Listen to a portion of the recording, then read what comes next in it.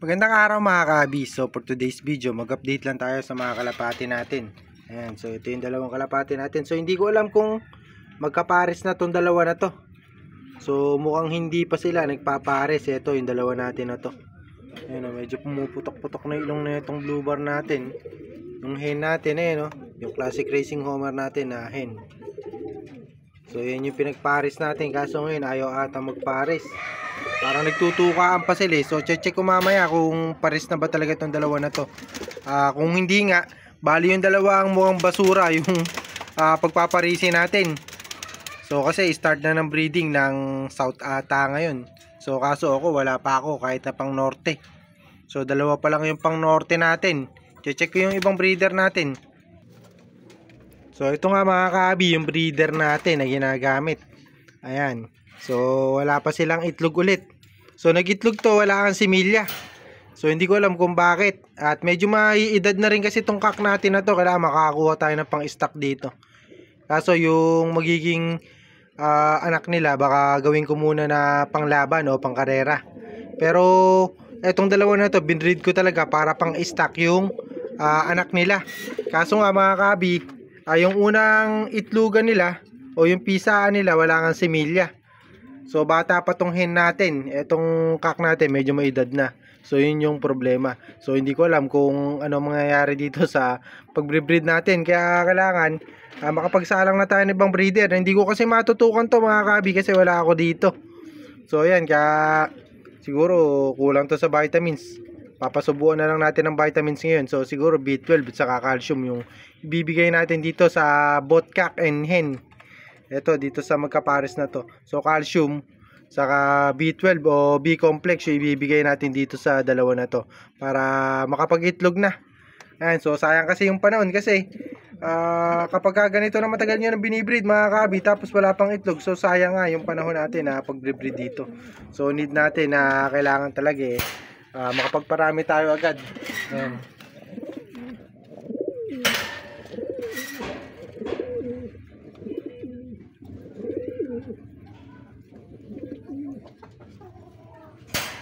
So update ko kayo dun sa ating dalawang i-breed natin o balak natin i-breed na mukhang basahan. So ito nga yung dalawa natin na kalapate na i-breed. Ito yung isa. Ayan, so anak nung 6 overall to mga kabi, yung lahi ng speedbird natin. Ayan, so namumutok. Naunahan niya pang pumutok-putok yung ilong na ito kaysa dun sa tatay niya. So yung tatay niya, nasan ba? Ito yung tatay niya, yun, nakita niyo na yung ilong na ito. Talagang netoy na netoy lang to. So ito ang lahi nito mga kabi. Yun nga yung 6 overall. Tapos yung nanay nito MacArthur. Ayan. So unfortunately mga kabi, yung nanay nito nahiram sa atin, inangkin na nga. Kaya wala na sa atin yung MacArthur. MacArthur line pa naman yun mga kabi, MacArthur race. So alam nyo naman kung gaano kahirap yung MacArthur race mga kabi.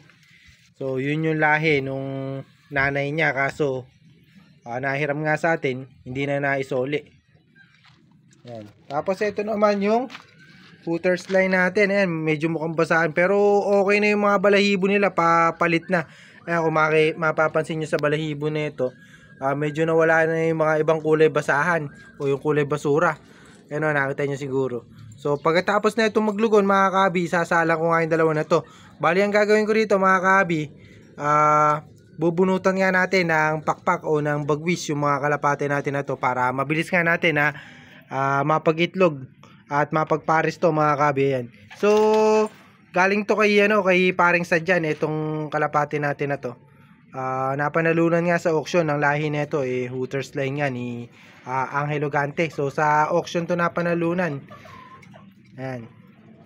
So kaso hindi pa natin nagagamit kahit na isang beses. So dating magkapares to mga kabi. Ito yung kapares nga nito. Ito yung speedbird namin mga kabi. Sunod-sunod tong nanalo sa pooling. Derby pa. Ito. Yung kalapate natin. Kaso nung huling lap nga natin na sinampa siya, parang nahuli nga dahil wala nang sing-sing nung nakauwi. Ayan, so sayang to dahil contender to mga kabi. Pasok sa top 30 to. Simula first lap ata hanggang fourth lap. Kasama siya sa contender. Ayan, so top 30 siya. So sayang to. So halos lahat ng derby o nung lap nga na yun mga kabi, pinuling natin, puro panalo siya sa pooling. So sayang to.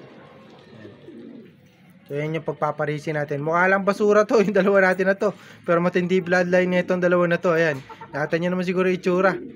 Mukha lang mga neto. Ito, tinan nyo. Ayan, oh. Mukhang mas matanda pa siya sa tatay niya, pero ito yung tatay niya mga kabi. Ayan, oh. So magandang kalapati yun. Magandang kalapati to kasi ayan, may edad na kaso mukhang bata pa. Ito, yung nakita nyo naman to, mukhang mas matanda pa nga siya. Ayan. So depende kasi sa lahi ng kalapati nyo. Kapag lahi talaga lang yung kalapati nyo, medyo malalaki ilong, talagang puputok yung ilong niya. Ayan, katulad nito. Ayan, oh. So, pero magtataya. Ayan, nakita yung mukha pang mas matanda tong isa natin na to. Ayan. So pag nagpalit ng balahibo yan mga kabi, sasalang na natin. Ayan, para dire-diretso nga breeding natin. Ito yung kumbaga ano natin, emergency breeding na ginagawa natin. Parang in case nga na hindi tayo makapag-breed. Ito yung breed natin, yung dalawa na to. Ayan. So ito yung mga Falcon line natin na original. Ito naman yung Hooters line niya. Galing kay paring Sadyan. So ito naman yung breeder natin, Tacloban, pares tawid dagat to. Ayan, so medyo madumi na pala yung kulungan nila, kailangan malinis na to. Ayan.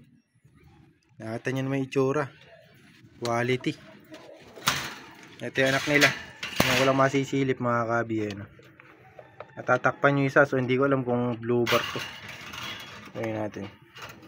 Ayan, checkered. Checkered yung isa. Ayan, oh. So baka i-stack ko kasi to mga kabi, yung dalawa na to. So bali yung unang kapatid nila mga kabi, yun yung ilalaro natin. Ito baka i-stack natin to. Tapos yung mga susunod na anak nila, yun yung ipanglalaban natin o panglalaro. Pero depende yan mga kabi kasi mas gusto ko mga kabi yung blue bar na kalapate. So sana makapagpalabas tayo ng blue bar. Kaso ito kasi lahi na ito, may checkered din yung lahi na ito. Parehas kasing may pasok ng Morris to mga kabi. Ayan, oh. Ayan. So puro Morris, kaya ganyan yung itsura nung anak nila. Ito blue bar, buti blue bar yung naging anak. So wag lang sana magaya dito yung kulay. Ayoko ng kulay na itong kak natin na to kasi medyo madumi yung pagka blue bar niya. So mas maganda yung mga clean na blue bar. O yung talagang malinis. Malinis tingnan. Ito kasi parang may mga bahid-bahid siya. So yung ibang mga panshir o yung mga nag-aalaga ng kalapate, may ibang tawag dito sa kalapate na to. Sa ganyang kulay. So tayo kasi blue bar lang, kung blue bar, dirty blue bar ang tawag natin pag ganyan. Ayan. Tapos ito sana hindi maging dirty blue bar. Ayan. Parehas naman silang may lahi na blue bar. So yung Morris din nating nakakuha kasi mga kabi, may lahi din na blue bar yun mga kabi. Blue bar at checkered. Pero ang original talaga na Morris natin, papakita ko sa inyo. Ayan. So yan yung original na Morris natin. Yang batik na yan. Tapos itong dalawa natin na to, yung puti. Ito, so update ko kayo. So medyo maganda na yung itsura. Ayan. So nakita nyo naman siguro yung itsura. Parang nagkaroon ata ng sugat to sa leg. Ito, isa natin. Ngayon ko lang ulit nakita to mga kabi kasi ngayon lang tayo ulit na uwi. Ayan. So happy holiday pala sa lahat. Merry Christmas at Happy New Year sa inyo. Ito yung ano yan, bali magkapatid yan mga kabi. So bali pagka na-batcher to o yun nasanay nga natin, susuksukan natin to ng singsing na clip ring ng club. So para maisali natin sa race. Pero hindi na siya as young bird. So kahit na bata yung kalapati kasi mga kabi, old bird na yung magiging lipad niyan. So yun nga pala mga kabi, bali maganda naman yung resulta ng mga kalapati natin ngayon. So sana magtuloy-tuloy na kasi derby na. So last lap nga ng 3 laps saka 2 laps natin nung nakaraan. Hindi tayo pinalad sa 2 laps kasi pang top 200 lang tayo. Pero mabibilis yung ibon natin mga kabi kasi nasa 1K megit, top 30 plus pa yung isa natin na ibon last lap. So ibig sabihin, mabilis talaga yung ibon natin.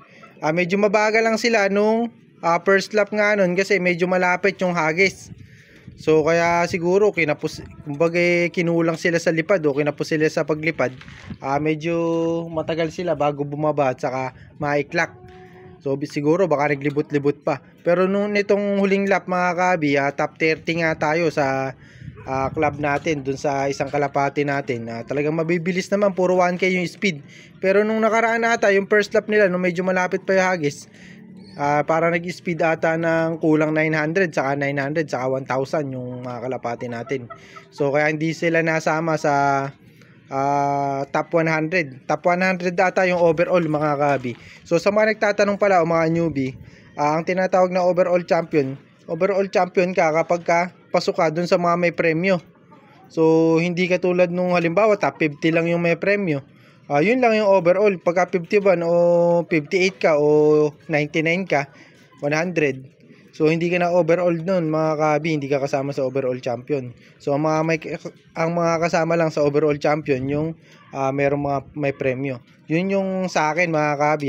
Pero sa totoo lang, yun talaga yung official na tinatawag na overall. Yung mga may premyong natatanggap. Kapag wala kayong premyong natanggap, hindi kayo kasama sa overall.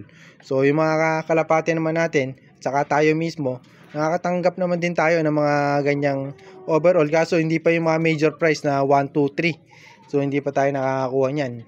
Sa mga overall, nakakasungkit naman tayo, nakakapanalo tayo kahit na maliit na halaga. So siguro, tinatanong kasi tayo, siguro nasa 10 na yung overall natin o mahigit. So ngayon, kapag nasama yung kalapati natin sa 3 laps, baka magkaroon ulit tayo ng overall kasi yung kalapati nga natin medyo mabilis yung inuwi nung last lap nito. So umaasa tayo na mapapasok sa top 100. Di ko alam kung top 100 yung may premyo, pero kung may premyo yun, mga kabi, kasama na naman tayo sa overall. So sana makasama nga tayo para mapakita ko sa inyo yung certificate at yung katibayan na nag-overall tayo. So sana makasama tayo kasi mabibilis din yung mga ibon, saka maraming kalaban yung mga kalapati natin. Kasi yung kalapati natin, mga kabi, medyo maganda na yung nilalabanan na club dito sa amin. Kumbaga sa mga club dito naman sa amin, sa lugar namin, medyo maganda na yung laban. So siguro nasa 3,000 to 5,000 na yung mga entry lagi sa mga derby na ganyan, no? Yung mga 2 laps, 3 laps, lalo na dyan sa mga 2 laps, 3 laps, sobrang dami. Maabot ng 5,000 talaga yung mga entry, 5,000 mahigit. Kasi sa pooling lang dito, mga kabi, kung minsan sa isang club, maabot ng 3,000 mahigit yung nagpo-pooling, pooling pa lang yun. So kapag ganyan na mayroong mga major prize na palaro, umaabot talaga na 5,000 mahigit yung mga nag-e-entry kasi medyo maliit lang na may entry fee nun. So sana makasali nga yung mga kalapati natin, yung tatlo natin, pumasok sa top 100 man lang para kahit papaano meron tayong mapa-certificate sa club natin at patunay nga na nakapaglaro at nanalo yung kalapati natin. So sana, pero wala pa kasing result dun sa huli natin na race.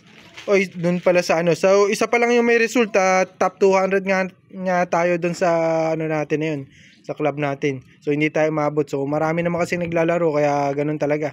So yung sa 3 laps tayo umaasa ngayon na sana makasali tayo kahit papano. So hindi kasi tayo nakasali sa 2 laps, sa 3 laps sana makasali tayo ngayon. So hanggang dito na lang, mga kabi, yung video natin at in-update ko nga lang kayo. Ayan. So bukas na lang ulit tayo magkwekwentuhan kasi medyo napahaba yung ating update ngayon. So yun nga, at hindi ko pa sa inyo pinapakita yung mga kalapati natin na pangkarera kasi siguro susunod na video na lang. So yun nga, happy flying sa inyo. God bless at happy holidays.